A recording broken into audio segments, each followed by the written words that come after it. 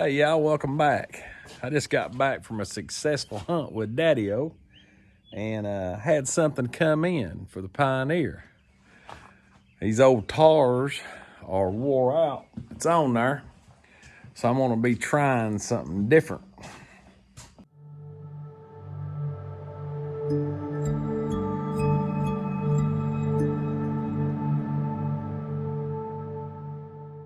Well, the old Pioneer's got the original bighorns, Maxxis Bighorn 2.0s. As you can see, this one here was running a little out of line. I've seen a lot of people had problems with left or right. It was just out of camber a little bit. Right, it was actually toe in a little bit. But that one wore pretty bad. That tire was just about wore completely out. I got a few plugs in it. You can see how easy it is to get holes in these things. That's the left front one. And then that's the right. It ain't too bad. It's tracked pretty good. Probably got a 1/4 inch of tread in the center left. They still bite, but that one's bothering me. The backs ain't too bad, but the backs have got a lot of plugs. I think this one's got 8 in it. And I'm pretty sure that this one has 6 in it. It just seems like locust trees, whatever, when we're retrieving deer, I guess we might run over an old rusty fence in the woods, just sharp stobs or whatever, seem to poke a hole right in them and gotta fix them, plug them. But these are 4-ply tires. Now, this is what I opted to go with. I put a lot of road abuse on mine, so I wanted a DOT proved tire. This is the Tusk terrabites. They're 8-ply, so they're 4-ply more than the tires that are on it. You know, they're 4-ply, this is 8-ply. And they have a real good, like I said, they're DOT approved. Got a real good looking tread design, good sidewall, good looking sidewall. So we'll stick these up against it and see what it looks like. Now, a lot of people I've seen on forums and stuff where they're like, just order you another set of wheels and run the same size tire all the way around and buy an offset for the back. And I know that might work out cheaper in some way, but I would just soon keep the way this thing was designed. I'd rather keep the same size tire on. And another complaint that I've seen about the terrabites is people say they come in undersized, 2 inches undersized. Well, as y'all can tell, that is not undersized. Matter of fact, it looks a little wider than, you know, the front now, but once it's on the rim, it'll shrink in. It'll suck in on the sidewalls. But the height is really good. Of course, that bighorn's wore out. But I believe these will blown out a little bit. As you can see on the back, I really like this tread design, especially for driving on the road. They are actually a little wider than the back ones and just a tad bit shorter. But like I said, until they're put on the rims, you know, I won't know for sure. But I believe I'm gonna like this tire a lot better. It's rated for medium to hard terrain. It's like an all-terrain tire for a truck, so it should do okay in the snow. It's got some pretty good places here for it to cleat, so it can clean the mud out pretty good.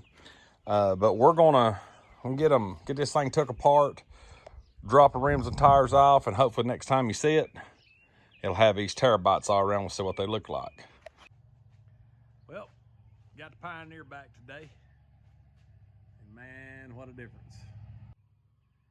The height is everything that I would have wanted. I really like the way they look, the width. And like I said, this is a 27 by 9, and this one back here is a 27 by 11.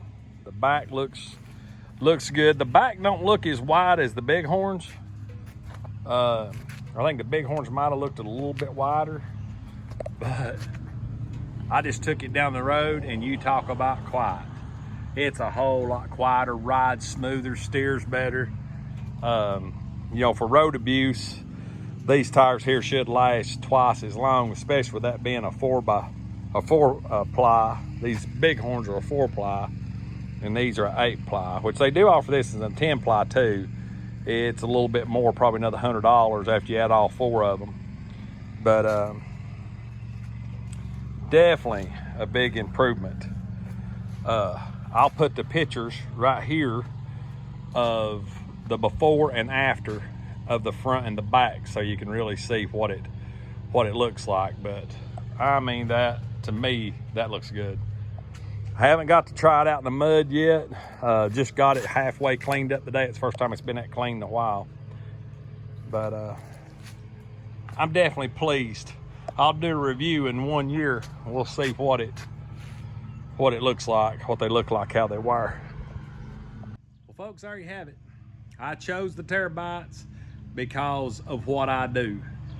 This thing is mainly used for a hunting lease. You know, my lease is 4 or 5 miles down the road. I'm all the time going back and forth. It's 5 miles one way. I wanted a DOT approved tire. The terrabite suited that. I wanted something that was a little bit less aggressive on the road, more, I don't know, just a lot more DOT approved. This suited it. They have an awesome tread design. They're 8-ply versus the 4-ply.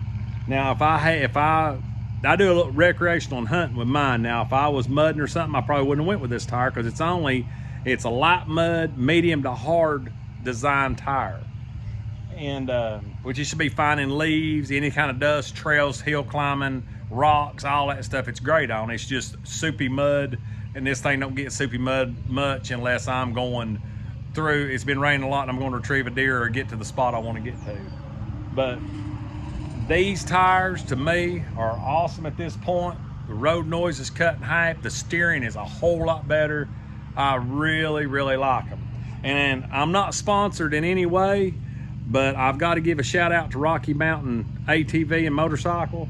That's where I bought them from. And there's a video on YouTube you can check out, and it tells all about these tires. They actually have a 10-ply you can get to. But just to tell you, it's a good plug for them, and I'm not affiliated, don't get no money from them, didn't get nothing knocked off my tires to do it. But honestly, I ordered these at lunchtime on a Monday. I come in, took my dad hunting on Tuesday after work, and when I pulled up, these tires were sitting here at the door. So, and that's from West Virginia to Tennessee. They had to have a drop shipping somewhere. But I like their site because they've got how much quantity, how many sizes, how much they got in inventory, how much it'll be, if it's going to have tax or not, and if it's free shipping.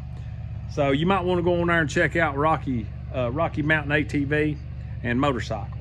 But anyway, hope you like what we're doing. We'll do a review on this thing for 1 year, see how they wore. And as always, God bless. We'll catch you on the next video.